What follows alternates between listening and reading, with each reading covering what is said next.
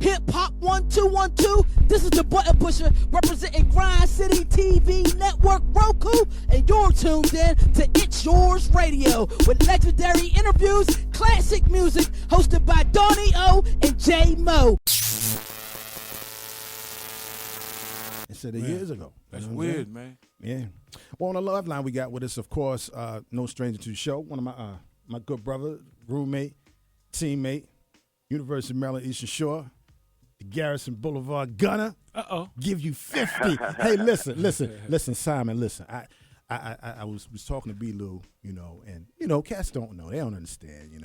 He's an OG, a little bit older than us. So, he didn't get to see us, when we come through. He's a veteran. He's a veteran. I was saying to him, I said Kyrie Irving is like my favorite player to watch. Because it kind of reminded me of myself, growing up, whatever. So he kind of see his face. Yes, indeed. Yeah, so he kind of laughed. He was like, "Oh, with the left hand, the right hand, the handle, the shot, whatever." I said, "Yo, I was doing that in the '80s." You know what I'm saying? Like, this ain't nothing new. So please brief him real quick, my good brother. Make me a believer. Give me the feel. Well, yes, let me tell you, he's not going to share this with you. We used to call him Yams because his handle was so sweet. Yeah. And yes, and one thing I love playing with Donnie O is we got a chance to play Division I basketball, and just to see some of the opponents that he demolished in his basketball career.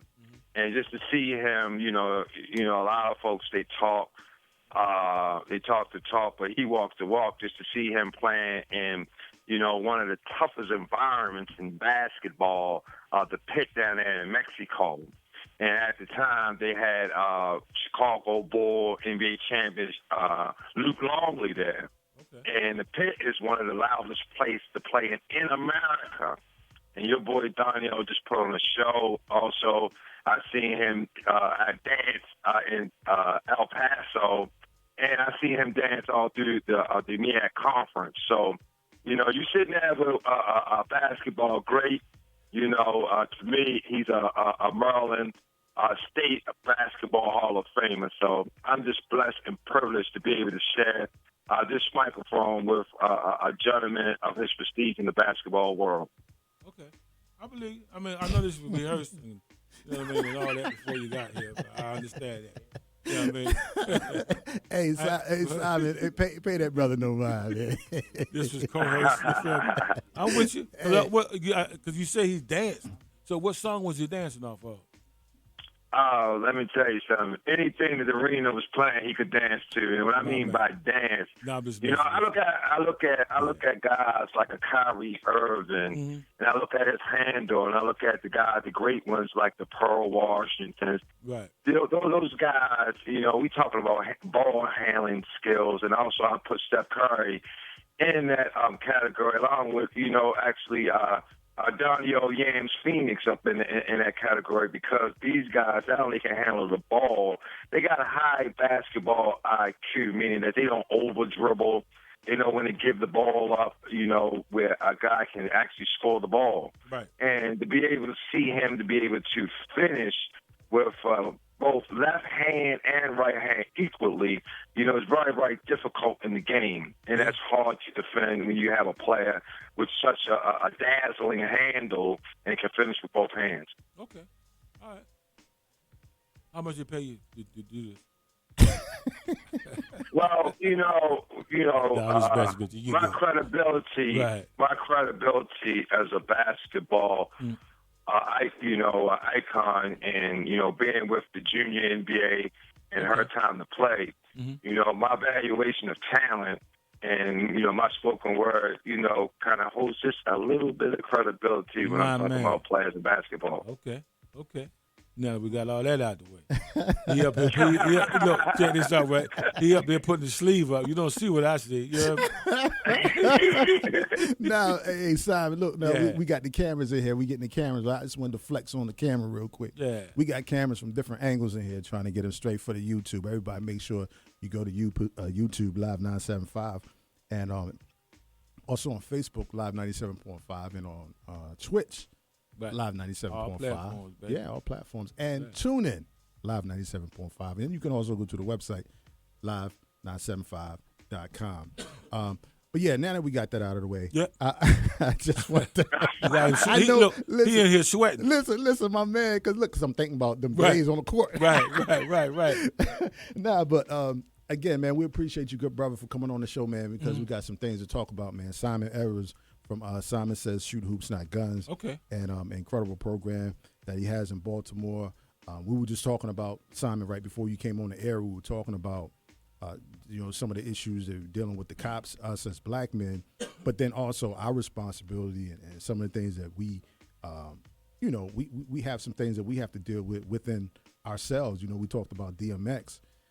Again, rest in peace to DMX, but, with his addiction, and, it was like losing a family member with DMX. And of course he had his addiction and his, just from the time of 14 years old dealing with that and just that disease with drugs. And 9 times out of 10, he had a brother serving him that, and we celebrate that. We celebrate the hustler lifestyle. We celebrate the cats in the streets but those cats in the streets are poisoning our family. Yeah, our community. Some of them serve to their moms and their pops and whoever to get that money. So it was about, on one hand, we're celebrating, cats getting money, cats getting it coming through in the different whips and the jewelry and the shine and all that. But then on the flip side, we're not thinking of the victims that are on the other side of those drugs. Yeah. DMX happened to be one of them, a person that we celebrated. So, again, kind of ties right into what Simon's doing. He's catching them at an early age. That's what we have to do. We have to catch them at an early age because a lot of these kids, they don't have the infrastructure. They don't have, the father in the house. They don't have, even sometimes the mom's got to work 2-3 jobs. So she's really not there. So you got older brothers and sisters, raising, their siblings, or the grandmothers raising, these kids. So it's very imperative, especially today where you have a lot of the community centers being shut down. Way before COVID, you know what I'm saying? So you have to have independent folks and folks who are willing to, put their own funds together and their time and everything and their effort to fill in the gap, so to speak. And Simon has definitely done that. Okay. And, I'm proud of you, brother. And I wanted to get you on to talk about all the things that you have going on. We partnered up with Simon Says Shoot Hoops, Not Guns. We're the media sponsor for ItzYourzRadio is a media sponsor for Simon Says Shoot Hoops, Not Guns, and they have on board the WNBA, the NBA, Junior NBA, Under Armour, HBCU Museum. Am I missing the Hip Hop Eats? Am I missing anybody, Simon? You all of the, basically the main sponsors. I'm just looking forward to the new sponsorship relationship with ItzYourzRadio. It's just going to be a great platform to actually share positive information with the world, and not only that, to help the community. One of the things that we definitely want to do is have that positive image for us with the community and giving them resources. So I'm also excited about the Her Time to Play, because of the COVID-19, women and young ladies are having the highest suicide rate. And that 50% of all youth sports programs are closed forever because of funding. So I'm very excited to be the ambassador of the Her Time to Play program, and it's a program to teach the young ladies life skills, also the proper use of social media, health and nutrition, branding, and the incentive is free to register for anybody who have a young lady who's listening.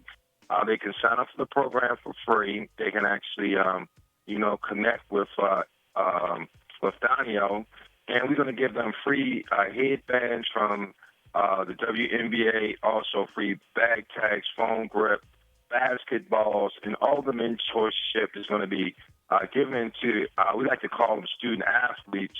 From all the mentorships are going to come directly from the WNBA players, coaches, and trainers be out virtually. Yeah, that's a Not lot the right street there. dope, Huh? That's not the street dope, but that's dope. Yeah, definitely is.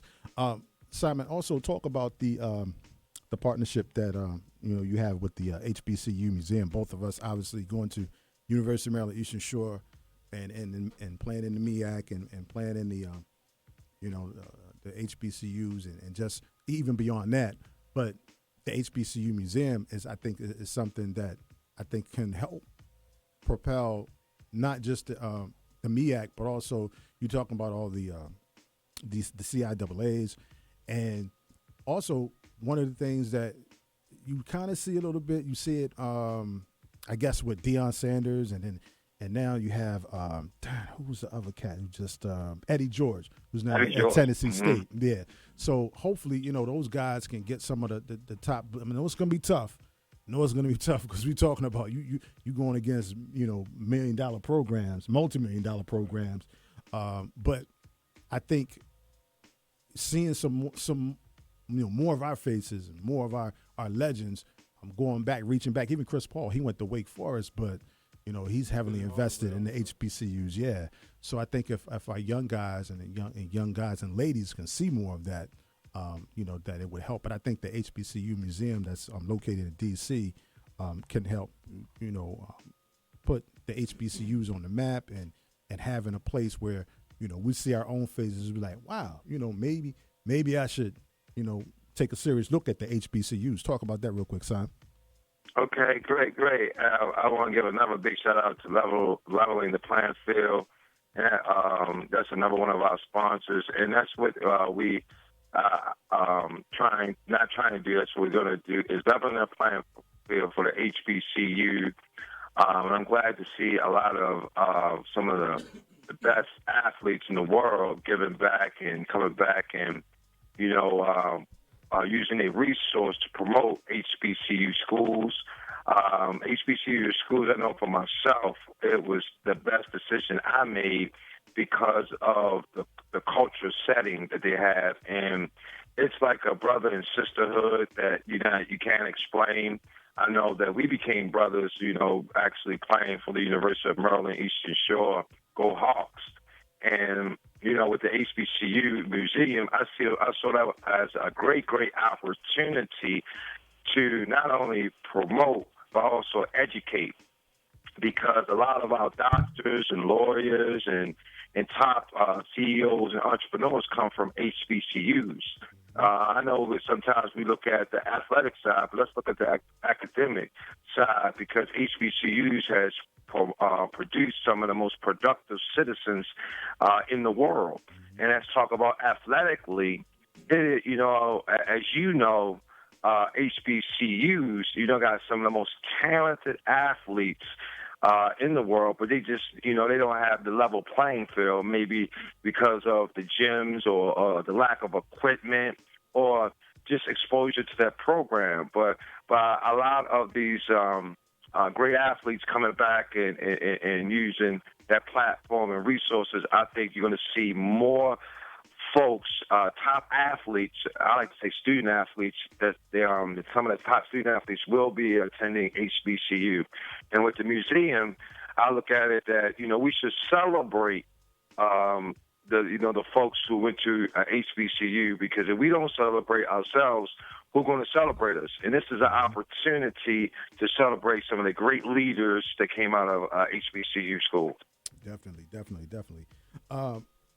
Simon, also, we, with the packaging area, you mentioned like some of the, we have on the live line with us Simon Edwards from Simon Says Shoot Hoops Not Guns program in Baltimore City. Talk about, you lost somebody that was real dear to you, a program that helped you to get where you are today. Anybody in the Baltimore City area knows about the program. For those on the shore who may not know, talk about that Bentlow program that was in Baltimore that helped lay down the foundation for you, and you lost a great man. Go ahead and speak on that real quick. Yes, I come out of Bentlow Recreation, but AKA is known as Bentlow University. Coach was Coach Herman Johnson, rest in peace. And with the Bentlow program, the first day you walk through the doors, he has a sign that says Bentlow University, the home of the players. It's the mindset from day one. And then on the other side of the wall, he has 3 rules. And the 3 rules is listen, work hard, no excuses. And, you know, the things that he's done for the inner city of Baltimore, it just was phenomenal because he helped thousands of kids get college scholarships and attend, you know, college. And if it wasn't for him, I know myself personally, I would not have attended college. And it's just the talent to come through those doors. You know, every single day you had to compete because you had Division I players, you know, lined up on the wall, wishing they could just reach the floor. And one thing I love about Coach Herman, it was never about basketball. Never about basketball. Mm-hmm. It was about teaching life skills. It was teaching how to treat one another as human beings. It was about becoming productive citizens, speaking well, saying yes, sir, no, sir. It was totally different. To different programs. So when the top high schools came in the gym, they all wanted Bentlow players, not because they was good players, they were good people. And just to see that he took, it didn't matter if you came from a rich family, a poor family.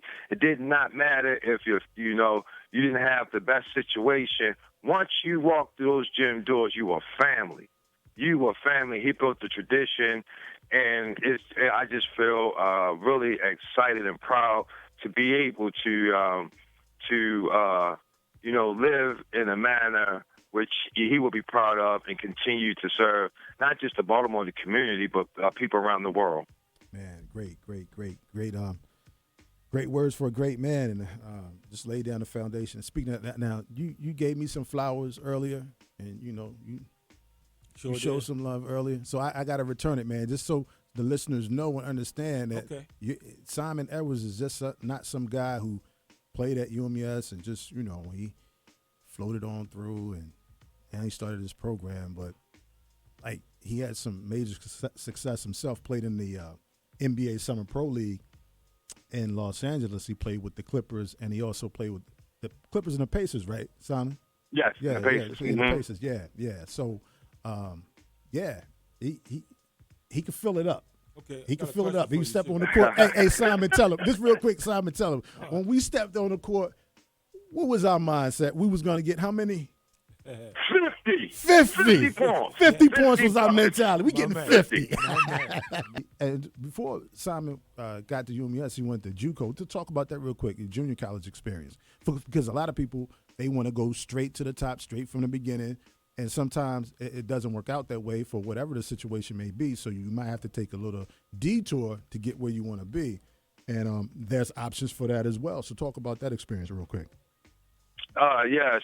Well, I learned the JUCO route because in the Bentlow system with Coach Herman, that was one of the routes that, as far as the program with the system, that, his student athletes would play high school ball. He always recommend all players go to play high school ball. And if you didn't get that look that you wanted, the next route was junior college. And see, I watched a gentleman who was a couple of years older than me.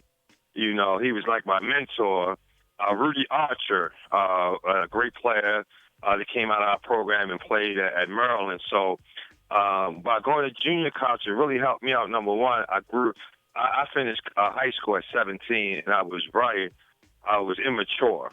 And junior college helped me to mature and become a student athlete because I learned how to work out.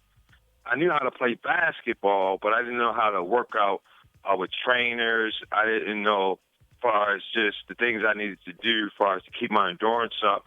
So junior college kind of helped me to mature, not just as a student athlete, but just as a man, being away from home, being able to, just to be doing the every day-to-day things that we take for granted, that we have resources around our home. You're not going to have that in college. So it helped me mature. So when I went on and played at UMES Division I was mentally as well as physically prepared to play Division I. Now listen to the listeners. Now again, Simon, born, raised Baltimore City, uprooted JUCO to Montana. Yes. So imagine the kid from Baltimore City going to Montana. You know what I'm saying? Look, Simon, I seen the picture you posted when you was in the mountains and you had the cowboy hat on. See, but that's the thing though. That experience. Just talk about that. I mean, you talked about the the educational side and all that, but talk about the cultural side of that, because I'm sure that was a shock to your system going out there like that. You know what I'm saying? Yes, a lot of folks don't know. I went to two junior colleges. I went my first year in college. Yeah. I was in Texas. Oh, Texas, okay. And at the time when I signed to play with them, they was ranked like 5th in the nation, and it was a tough JUCO. Matter of fact, in our conference was Larry Johnson. Everybody remember Grandmama. Right. We just talked about that. Yeah, and matter of fact, San Jack was number 1, and 3 of their players went from San Jack to play at UNLV, who won the national championship. Also in that conference, we had Carl Herrera. He played for Jacksonville Baptist. We had a lot of top Division I schools, and what happened was our school was so tough that 2 of our players, University of Texas, was recruiting them, and they gave our head coach the assistant coach job.